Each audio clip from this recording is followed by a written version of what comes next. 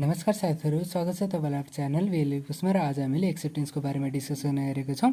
यो लगभग 20वटा स्लाइड्स छ र म तपाईँहरूलाई एकदमै मजाले बुझ्ने गरी बुझाउने कोसिस गर्नेछु। र यो जुन स्लाइड्सहरू छ आजको भिडियो भनेको इक्जाम भन्दा पनि अलिकति बुझ्ने पोइन्ट अफ भ्यूले हेरिदिनु होला। र इक्जाम पोइन्ट अफ भ्यूले चाहिँ तपाईँहरूले केही लिगल प्रोभिजनहरू र जस्तै अब इक्जाममा कसरी आउन सक्छ भन्दाखेरि what do mean by acceptance, what are the modes of acceptance भनेर 10 मार्क्सको आउन सक्छ होइन। रिभोकेसन अफ एक्सेप्टेन्स कति बेला गर्न सकिन्छ भनेर। र त्यति बेलामा हजुरहरूले केही लिगल प्रोभिजनहरू र केही पोइन्टहरू लेखिदिनु भयो भने तपाईँहरूलाई राम्रो हुन्छ। सो आज चाहिँ अलिकति बुझ्ने पोइन्ट अफ भ्यूले आज यो भिडियो हेरिदिनु होला। फर्स्टमा एक्सेप्टेन्स भनेको के हो भन्दाखेरि यो भनेको चाहिँ कुनै पनि एउटा अफरीको है, यो कन्ट्र्याक्टमा दुईवटा हुन्छन् होइन। एकजना अफरर हुन्छ, एउटा अफरी हुन्छ। जसले अफर गर्छ त्यो अफरर भयो, जसले एक्सेप्ट गर्ने हुन्छ त्यो अफरी हुन्छ होइन। र यो भनेको के हो भन्दाखेरि अफरीको willingness to enter into a contract हो क्या विथ द अफरर। यो विलिङनेस भनेको के भन्दाखेरि इच्छा, म कन्ट्र्याक्टमा जान चाहन्छु, म तिमीसँग कन्ट्र्याक्ट गर्न चाहन्छु भनेर अफरीले गराएको इच्छालाई नै हामीले के भनिन्छ भन्दाखेरि एक्सेप्टेन्स भनेर भनिन्छ। र एक्सेप्टेन्स बिना कुनै पनि कन्ट्र्याक्ट हुन सक्दैन।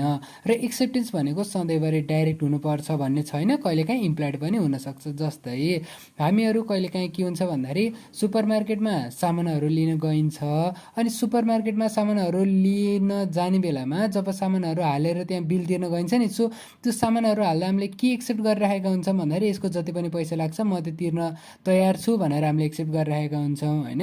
सो कहिलेकाहीँ कन्डक्टले पनि के हुन्छ भन्दाखेरि हामीले एक्सेप्ट गरिरहेका हुन्छौँ त्यो सामान त्यहाँ लगेर त्यहाँ हालिदिँदा बित्तिकै त्यसको बिल आए पछाडि हामी तिर्छौँ भनेर कन्डक्टले हामीले एक्सेप्ट गरिरहेका हुन्छौँ। र हाम्रो 504मा कन्सेन्टलाई के भनेको छ भन्दाखेरि consent which means the concept given by the person to whom a proposal has been presented in the same meaning of that offer भनेर भनेको छ।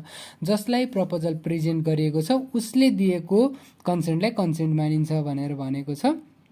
र इन्डियन कन्ट्र्याक्ट एक्टको 1872को 2को बीले पनि के भनेछ भन्दाखेरि when the person to whom the proposal is made signifies his assent thereto the proposal is said to be accepted. A proposal when accepted becomes a promise. यहाँ के भन्यो भन्दाखेरि एक्सेप्ट भनेको चाहिँ एक्सेप्ट गर्नु भने जस्तै हो है। सो यसमा के भन्यो भन्दा जब कुनै मान्छेले when the person to whom the proposal is made भनेको चाहिँ जसको लागि प्रपोजल बनाइएको हो, signifies his assent भनेको चाहिँ उसले मन्जुरी दिन्छ, तब प्रपोजल भनेको एक्सेप्ट भएको भनेर मानिनेछ। सो तपाईँहरूले यो सबै कुराहरू भनेको बुझ्नुभयो भने आफै पनि इक्जाममा लेख्न सक्नुहुन्छ। Thus an acceptance of an offer is an indication express or implied by the offeree made. हेर्नुहोस् है, अफरीले दिने एउटा इन्डिकेसन हो, इसारा हो। Made while the offer remains open, जबसम्म अफर ओपन हुन्छ तबसम्म मात्रै एक्सेप्ट गर्न मिल्छ। एन्ड इन द र अफर कति बेलासम्म ओपन हुन्छ भनेर अहिले हामीहरू टाइम लिमिटेसनका डेटका कुराहरू पनि पढ्छौँ। And in the manner requested in that offer of the offer is willingness. अब यो म्यानर भनेको कस्तो भन्ने पनि अहिले हामीले डिस्कस गर्छौँ होइन। जस्तै मैले यदि फोन हानेर के गरेँ भन्दाखेरि मैले के गरेँ भन्दा फोन हानेर ल मेरो यो अफर छ यसलाई एक्सेप्ट गर भने त्यसलाई फोनबाट नै एक्सेप्ट गर्नुपर्छ भन्ने हो होइन। सो मिडियम सेम हुनुपर्छ। मैले लेटरबाट मैले गरेँ होइन, पोस्टबाट गरेँ, तर उसले के गर्यो भन्दाखेरि मेलबाट गर्यो भने त त्यो एक्सेप्ट भएको मानिँदैन होइन।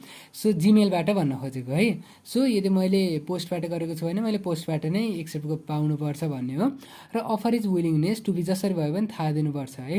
सो सकेसम्म सेम मिडियमबाट थाहा दिनुपर्छ। Offer is willingness to be bound unconditionally to a contract with the offeror on the terms stated in the offer भनेको चाहिँ कन्डिसन हुनु हुँदैन भनेको है। अब यो कन्डिसनको बारेमा पनि हामीहरूले अहिले एकैछिनमा हेर्छौँ। सो अनकन्डिसनल हुनुपर्छ भनेर यसमा भनिएको छ होइन। अब टाइप्स अफ एक्सेप्टेन्समा हेरौँ। फर्स्टमा छ कन्डिसनल एक्सेप्टेन्स। जस्तै मैले कुनै पनि एउटा कन्डिसन राखेर एक्सेप्ट गर्छु भने त्यो अफर जस्तै हो, हामीले कन्डिसनल अफर भनेको थियो नि, त्यस्तै कन्डिसनल एक्सेप्टेन्स हुन्छ होइन। सो अब कन्डिसनल एक्सेप्टेन्स भनेको के भन्दाखेरि जुन अफर छ त्यसमा मैले हो यति यति कुराहरू भयो भने मात्र मैले के गर्छु भन्दाखेरि एक्सेप्ट गर्छु भने त्यो भनेको के भन्दा कन्डिसनल एक्सेप्टेन्स हो। A conditional acceptance occurs when a person to whom an offer has been made tells the offerer that he or she is willing to agree to the offer provided that some changes are made in its term or that some condition or if it occurs भनेको चाहिँ कुनै एउटा change गराइदिए मात्र म offer accept गर्छु भनेर भन्यो भने त्यसलाई एक्सेप्टेन्सलाई कन्डिसनल एक्सेप्टेन्स भनेर भनिन्छ र यसलाई हामीहरूले काउन्टर अफरको रूपमा पनि लिन सकिन्छ। पहिला हामीहरूले काउन्टर अफर भनेर पढेको थियौँ, त्यही नै हो है। र एक्सप्रेस एक्सेप्टेन्स भनेको त उसले मलाई प्रपोजल दियो, मैले एक्सप्रेसली हुन्छ भने त्यो भनेको एक्सप्रेस एक्सेप्टेन्स भयो। र नम्बर सीमा छ implied acceptance. An acceptance is one that is not directly stated but is demonstrated by any acts indicating a person's assent to the purpose deal भन्न सकिन्छ।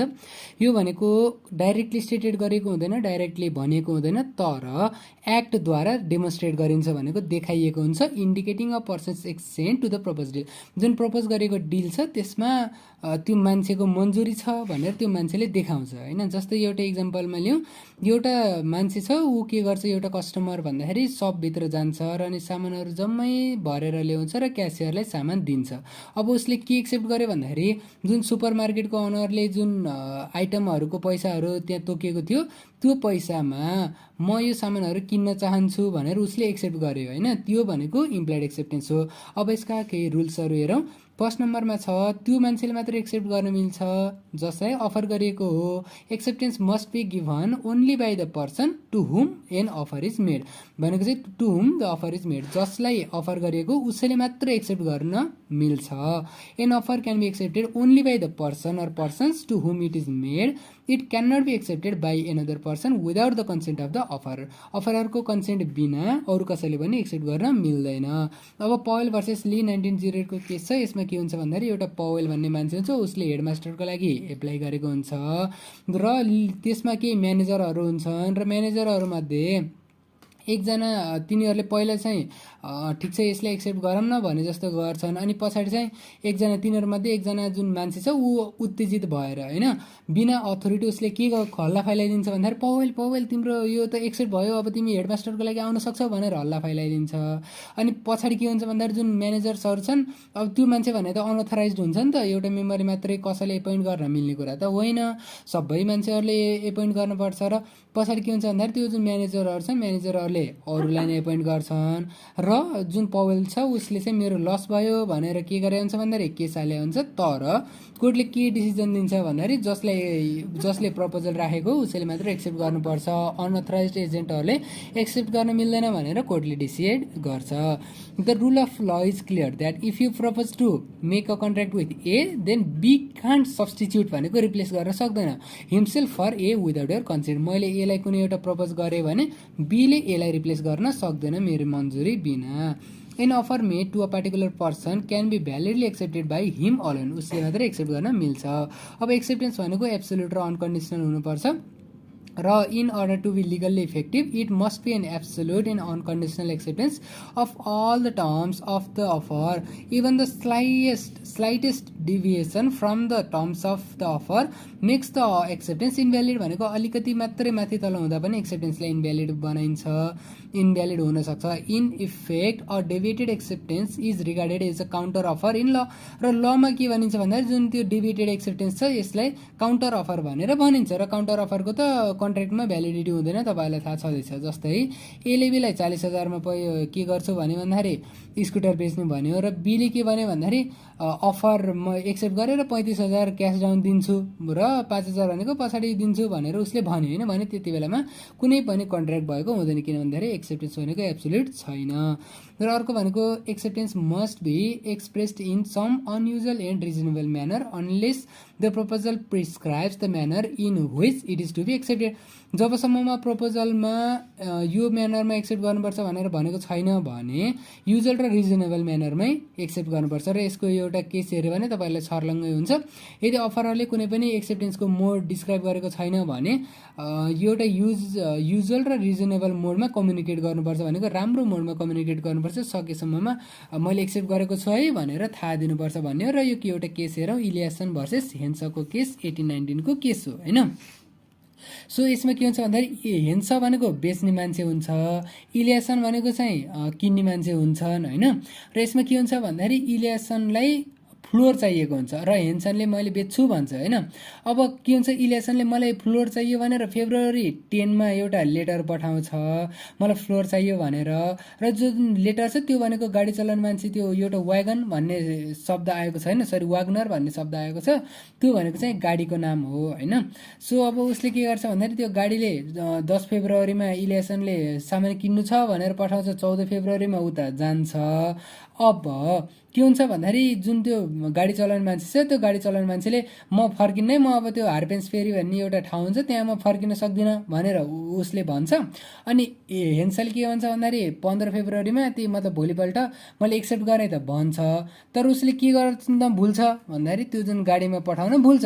र 19 फेब्रुअरीमा हेर्नुहोस् है, बल्ल 4 दिन पछाडि 4 दिन पछाडि बल्ल उसले के गर्छ भन्दाखेरि अर्को गाडी खोजेर गाडीमा पठाइदिन्छ। अब त्यो गाडी पनि कहिले पुग्छ भन्दाखेरि 25 फेब्रुअरीमा पुग्छ।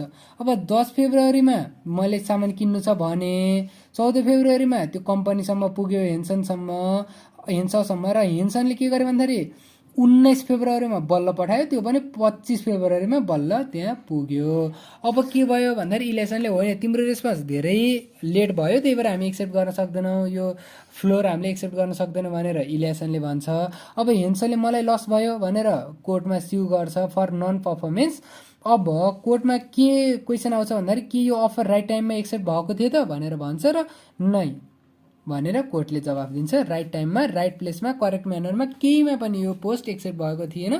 त्यसैले गर्दाखेरि तिमी जुन हेन्स छौ तिमी भनेको अब अन्यायमा पर्यो, मैले के गरौँ भनेर कोर्टले जवाफ दिन्छ है।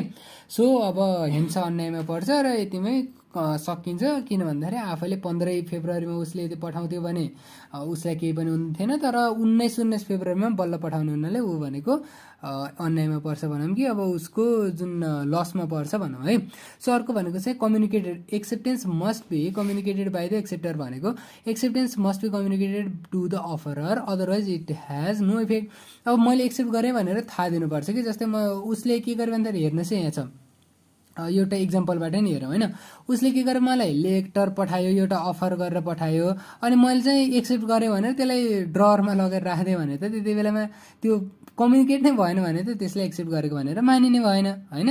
जस्तै अब मैले के गरेँ भन्दाखेरि मैले तिम्रो बाइक किन्न चाहन्छु भनेर एउटा लेटर लेखाएँ, अनि उसले पनि के गर्यो भन्दाखेरि मैले बाइक बेच्न चाहन्छु भनेर उसले पनि लेटरमा हस्ताक्षर गर्यो, तर त्यो के गर्यो भन्दाखेरि त्यो जुन एक्सेप्ट गरेको लेटर छ त्यो भनेको आफ्नो दरजमा लगेर थन्काइदियो भने त्यो लेटर त मथि आएन। अब यहाँ कुनै पनि कन्ट्र्याक्ट हुन सक्दैन, र यो भनेको एउटा रियल केस हो होइन। यसमा के हुन्छ भन्दा यो ब्रोजेन भर्सेस मेट्रोपोलियन RLY को यो केस हो। So for an acceptance to be valid it must not only be made by the offeree but it must also be communicated by or with the authority of the offeree भनेको एक्सेप्टरले पनि okay भनेर भन्नुपर्छ र communicate गर्नुपर्छ होइन। भनेको चाहिँ एक्सेप्टरले एक्सेप्ट गरेँ भनेर अफरीलाई पनि थाहा दिनुपर्छ। र 5मा छ जुन एक्सेप्टेन्स छ त्यो भनेको रिजनेबल टाइमभित्र गर्नुपर्छ भन्ने कुरा छ। Acceptance must be given within a reasonable time and before the offer lapses or is revoked भनेको अफर कति बेला ल्याप्सेस हुन्छ त अहिले हामी हेरि नै हाल्छौँ। अफर रिभोक्ड भनेको म अब यो अफर टर्मिनेट गर्छु, म अफर फिर्ता लिन्छु भन्नुभन्दा अगाडि नै एक्सेप्ट गर्नुपर्छ भनेको हो। To be legally effective acceptance must be given within a specific time limit भनेको टाइमभित्रमा एक्सेप्ट गर्नुपर्छ। If any and no time is stipulated acceptance must be given within a reasonable time because an offer cannot be kept open indefinitely भनेको चाहिँ यदि time तोकिएको छैन भने पनि एउटा रिजनेबल टाइमभित्र एक्सेप्टेन्स दिनुपर्छ, किन भन्दाखेरि अफर भनेको सधैँभरिको लागि हुँदैन है। Again, the acceptance must be given before the offer is revoked or lapses by reason of the offer is knowledge of the death or insanity by the offerer। जुन offer गर्ने मान्छे छ उसले अफर फिर्ता लिनभन्दा अगाडि वा त्यो अफर भनेको टर्मिनेट हुनभन्दा अगाडि वा अफररको डेथ हुनभन्दा अगाडि वा इन्सेनिटी हुनभन्दा अगाडि नै एक्सेप्ट गरेको हुनुपर्छ।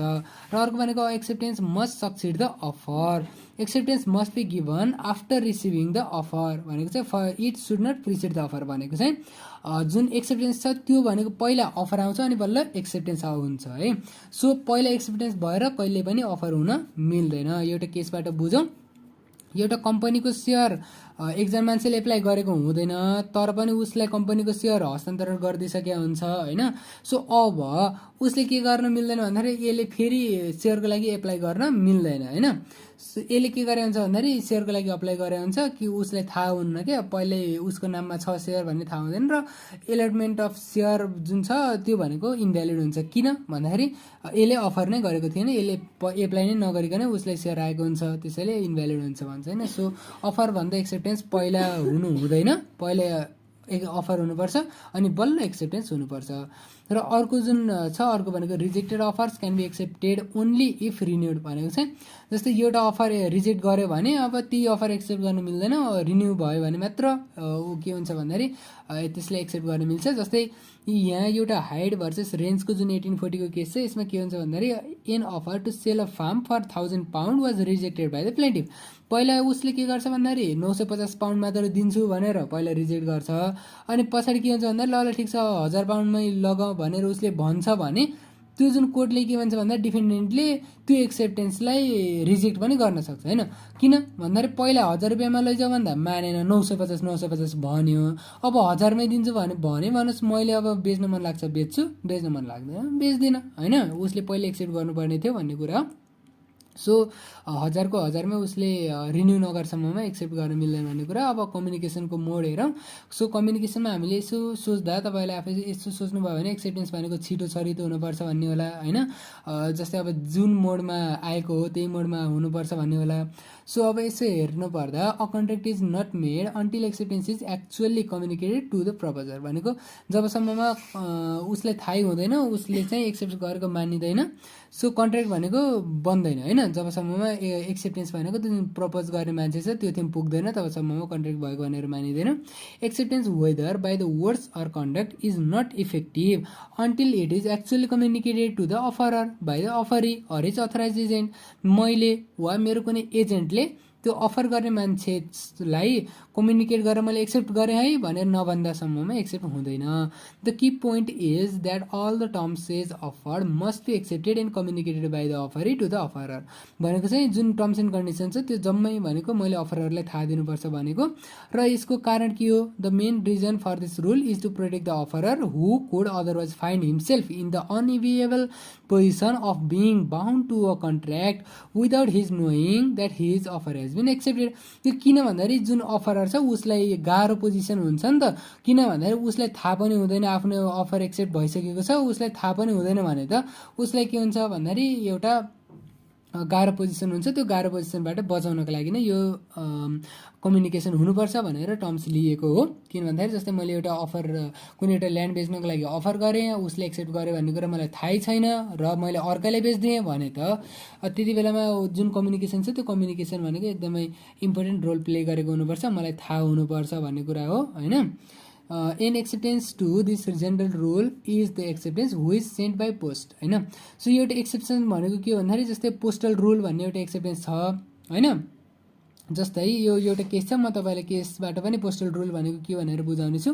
The postal rule states that an acceptance made by post takes effect when the acceptance is posted and not when the acceptance is actually receive. जस्तै मैले यदि मानव 5 जनवरीमा कुनै एउटा पोस्ट गरेँ र त्यो पोस्ट भनेको 9 जनवरीमा पुग्यो भने एक्सेप्टेन्स भनेको 5 जनवरीमै इफेक्टमा आउनुपर्छ भन्ने कुरा हो। The effect of this rule is that the acceptance is valid before it is actually communicated to the offer. र यो रुल के हो भन्दाखेरि खासमा मेरो पोस्ट त 5 बजे पठाए पनि 9 गते उथिम पुग्ने हो नि त 5 गते पठाए पनि, तर 5 गते नै एक्सेप्टेन्स भनेको भ्यालिड भइसकेको हुन्छ भन्ने यो रुल हो। This is true even when the letter never reaches its destination.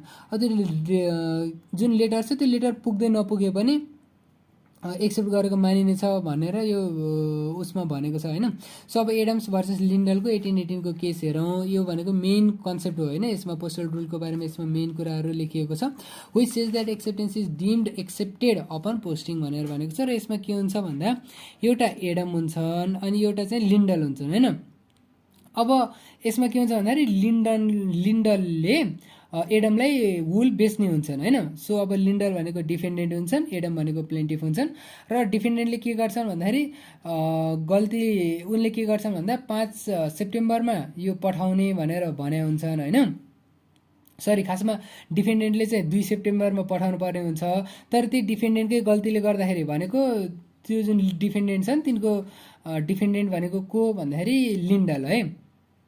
So अब लिन्डलको जुन गल्ती छ, गल्तीले गर्दाखेरि एडमलाई ढिलो पठाइदिया हुन्छन्, 2 गते पठाउनु पर्ने कपास 5 गते बल्ल पठाइदिया हुन्छन्, र जुन प्लेन्टिफ छन् तिनले चाहिँ 5 गते रिप्लाई गरिसकेका हुन्छन् क्या, मैले एक्सेप्ट गरेँ भनेर 5 गते एक्सेप्ट गरिसकेका हुन्छन्, तर जुन लिन्डल छन् तिनले चाहिँ 9 गते बल्ल मेल हेर्छन् होइन।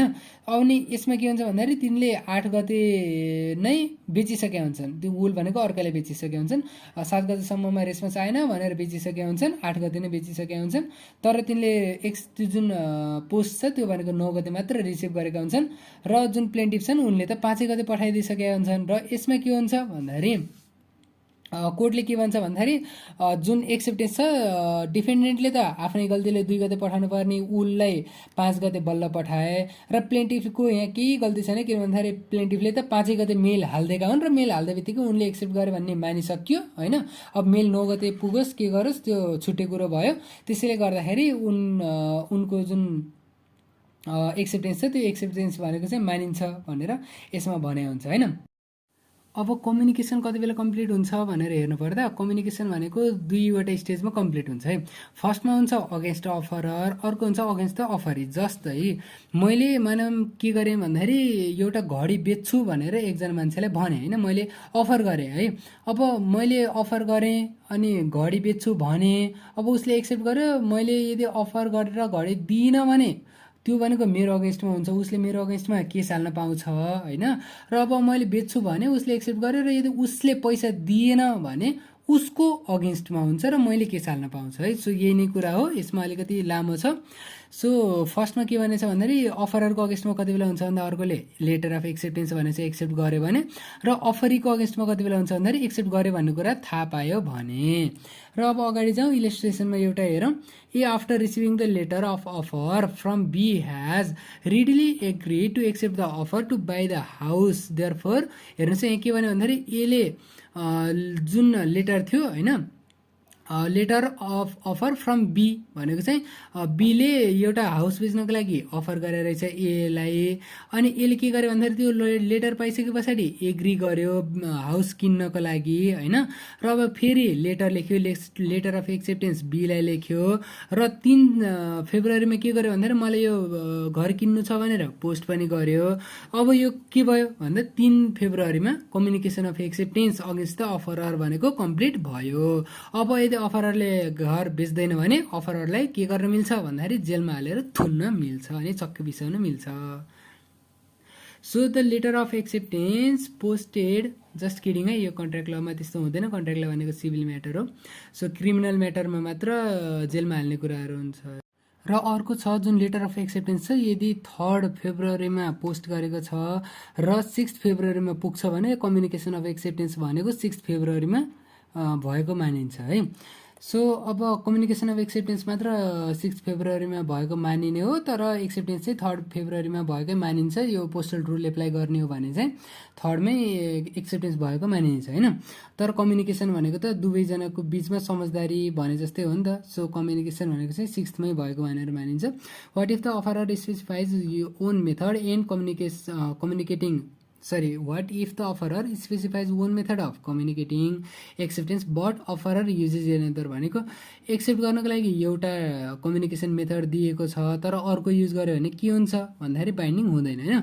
सो टिन भर्सेस हफम्यानको 1873 केसमा के हुन्छ भन्दाखेरि यसमा के हुन्छ भन्दाखेरि एकजना मान्छेले टेलिफोनबाट एउटा अफर दिएको हुन्छ तर त्यति बेलामा एक्सेप्ट नगरेर पछाडि लेटरबाट एक्सेप्ट गरेछु भन्दैमा त्यो लेटर भनेको एक्सेप्ट भएको हुँदैन र अफररलाई बाउन्ड पनि गर्दैन। त्यसैले जुन मेथडमा छ त्यही मेथडमा कम्युनिकेट गर्नुपर्छ भन्ने कुरा।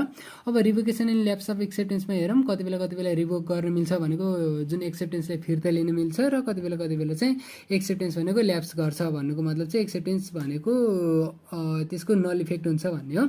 सो अब इङ्ग्लिस लमा एक्सेप्टेन्स एकचोटि भयो भने अब उसलाई फिर्ता लिन मिल्दैन होइन। यो भनेको चाहिँ बोलीको के भन्छ त्यो मुखको बोली बन्दुकको गोली एकचोटि गएको फिर्ता हुन्न भने जस्तै इङ्ग्लिस ल लले भन्छ। नेपाल र इन्डियामा एक्सेप्टेन्सलाई रिभोक गर्न मिल्छ भन्छन् होइन। An acceptor may cancel his acceptance by a speedier mode of communication which will reach earlier than the acceptance itself भनेको जस्तै मैले के गरेँ भन्दाखेरि 3 जनवरीमा मैले लेटर पठाएँ, मैले यो एक्सेप्ट गर्दिनँ के अरे एक्सेप्ट गर्छु भनेर मैले 3 जनवरीमा लेटर पठाएँ र 6 जनवरीमा बल्ल लेटर अफ एक्सेप्टेन्स पुग्छ र मैले 4 जनवरीमै फोन हानेर यो एक्सेप्ट छैन है भनेर मैले भन्न सक्छु होइन। त्यो जुन एक्सेप्टेन्सको लेटर छ त्योभन्दा अगाडि नै मैले डिनाइ गरिदिएँ भने त्यो भनेको रिभोक गरेको भनेर मानिन्छ। अनि सेक्सन 509 को 2 अफ सिभिल कोड एक्ट 2074 मा यो प्रोभिजनसँग रिलेटेड छ। यसमा के भनिन्छ भन्दाखेरि the person to whom a proposal has been presented may cancel proposal through a notice भनेको नोटिसबाट त्यो प्रपोजललाई क्यान्सल गर्न मिल्छ। Provided that the consent shall not be cancelled in the case of offer as receive the notice of consent before the receiving the notice of cancellation of consent. अब यहाँ के भन्यो भन्दाखेरि जस्तै मैले 6 गतेसम्ममा मेरो त्यो पुग्न पर्ने थियो होइन, एक्सेप्ट गरेको त्यो पुग्न पर्ने थियो र यदि 9 गते चाहिँ मैले यो एक्सेप्ट गर्दिनँ है भनेर पठाएँ भन्दैमा त्यो भनेको क्यान्सल भएको मानिँदैन। त्यसैले क्यान्सलको नोटिस चाहिँ सुरुमै पठाउनुपर्छ भन्यो। Thus the communication of revocation should reach earlier than the acceptance itself भन्ने कुरा यहाँ गरेको छ। र what will be the result if they reach together, यदि दुवै सँगै पुग्यो होइन, जुन लेटर छ लेटरमा मैले एक्सेप्ट गर्छु भनेको कुरा पनि पुग्यो गर्दिनँ भनेको कुरा पनि पुग्यो भने 509 को 4 मा त्यो गर्दिनँ भनेकै मानिन्छ, रिभोक गर्न मिल्छ भनेर भनेको छ। अब इलस्ट्रेसनमा हेऱ्यो भने एले एउटा लेटर पठायो होइन, मैले यो घर बेच्न चाहन्छु भनेर बीलाई पठायो अनि बीले प्रपोजल पठायो होइन लेटरबाट। के गर्यो भन्दाखेरि मैले ठिक छ तिम्रो घर किन्न चाहन्छ भनेर पनि पठायो भने जुन लेटर छ त्यो लेटर पुग्नभन्दा अगाडि जति बेला पनि उसले रिजेक्ट गर्न मिल्छ, तर एकचोटि लेटर पुग्यो भने रिजेक्ट गर्न मिल्दैन। B may revoke his acceptance at any time before uh or at the moment when the letter communicating it reaches A but not afterwards भनेको त्यही हो है। सो ए थिम एक्सेप्टेन्सको त्यो जुन लेटर छ त्यो लेटर पुग्नुभन्दा अगाडि रिभोक गर्न मिल्छ, तर एकचोटि एक्सेप्टेन्सको लेटर पुग्यो भने रिजेक्ट गर्न मिल्दैन। अब ल्याप्स अफ एक्सेप्टेन्स भनेको कति बेला एक्सेप्टेन्स हुँदैन भनेर भनेको है। सो नन एक्सेप्टेन्स भन्न खोजेको हो। No offer remains open indefinitely. अस्ति नै पनि मैले एउटा इक्जाम्पल दिएको थिएँ, मैले यदि घर किन्नको लागि अफर गर्छु भने त्यो भनेको 2-3 वर्षसम्मलाई पक्कै पनि रहँदैन। A properly communicated written offer is said to be open कतिन्जेलसम्म हुन्छ until it is revoked by the offeror भनेको अफररले म तिमीलाई घर बेच्दिनँ भन्यो भने अफर भनेको गयो, अफरलाई एक्सेप्ट गर्ने टाइम गयो, उसले अफररले त रिभोक गरिसक्यो होइन बिफोर इट्स एक्सेप्टेन्स। अब एक्सेप्ट गरिसके पछाडि चाहिँ रिभोक गर्न मिल्दैन। सो एक्सेप्टेन्स गर्नुभन्दा अगाडि नै उसले रिभोक गर्यो भने चाहिँ हामीहरूले एक्सेप्ट गर्न मिल्दैन। र अर्को केही कारणहरू छ, कारणहरूमध्ये फर्स्टमा एक्सपायरेसन डेट हुनुभन्दा अगाडि एक्सेप्ट गरिएन भने त्यो एक्सेप्ट गर्न मिल्दैन। अर्को भनेको रिजनेबल पिरियडभित्रमा यदि एक्सेप्ट गरिएन भने चाहिँ त्यो पनि एक्सेप्ट गर्न मिल्दैन, त्यो पनि नन एक्सेप्टेन्स मानिन्छ। Where no expiration date is specified, जस्तै यदि 30 गतेसम्ममा एक्सेप्ट गर्नुपर्छ है भनेर लेखिएको छ भने त ठिकै छ, नत्र भने पनि रिजनेबल पिरियडभित्र एक्सेप्ट गर्नुपर्छ, नत्र त्यसले नन एक्सेप्टेन्स गरेको छ भने नन एक्सेप्टेन्स नै मानिन्छ, ल्याप्स अफ एक्सेप्टेन्स मानिन्छ है। The death of the either of the offeror or the offer before its acceptance, accept गर्नुभन्दा अगाडि नै अफरर या अफरीको डेथ भयो भने पनि त्यहाँ ल्याप्स अफ एक्सेप्टेन्स हुन्छ। Having become illegal or impossible by the operation of law भनेको चाहिँ जुन कन्ट्र्याक्टको जुन म्याटर थियो त्यो म्याटर नै यदि इलिगल भयो भने त्यो भनेको पनि एक्सेप्टेन्स त्यहाँ भएको मानिँदैन होइन। सो अस्ति नै मैले एउटा अल्कोहल बेच्ने इक्जाम्पल पनि दिएको थिएँ। In orally communicated offer lapses when the conversation ends except when the continuation of the offer is clearly understood by the offerer and the offeree। यदि अफरी र अफरर जुन दुवैजना छन् दुवैजनाको बिचमा यदि राम्ररी कम्युनिकेसन भइसकेको छ भने त ठिकै छ, नत्र भने जस्तै मैले यदि बोल्दा बोल्दै कुनै एउटा अफर राखेँ अनि उसले यदि एक्सेप्ट गरेन त्यो गफलाई यदि अन्त्य टाल्न खोज्यो भने त्यति बेला भनेको के हुन्छ भन्दाखेरि जुन अफर छ त्यो अफर भनेको ल्याप्स भएको भनेर हामीले मान्नुपर्छ। अब अगाडि जाउँ, यो अगाडि भनेको यति नै थियो। सो आजको लागि यति नै। आशा छ तपाईँलाई भिडियो मन पर्यो। यदि भिडियो मन पर्यो भने लाइक एन्ड सब्सक्राइब गर्नु, केही सुझाव सल्लाह छ भने कमेन्ट गर्नुलाई। फेरि अर्को भिडियोमा भेटौँला नयाँ टपिकको साथमा। तबसम्मको लागि बिदा दिनुहोस्, धन्यवाद।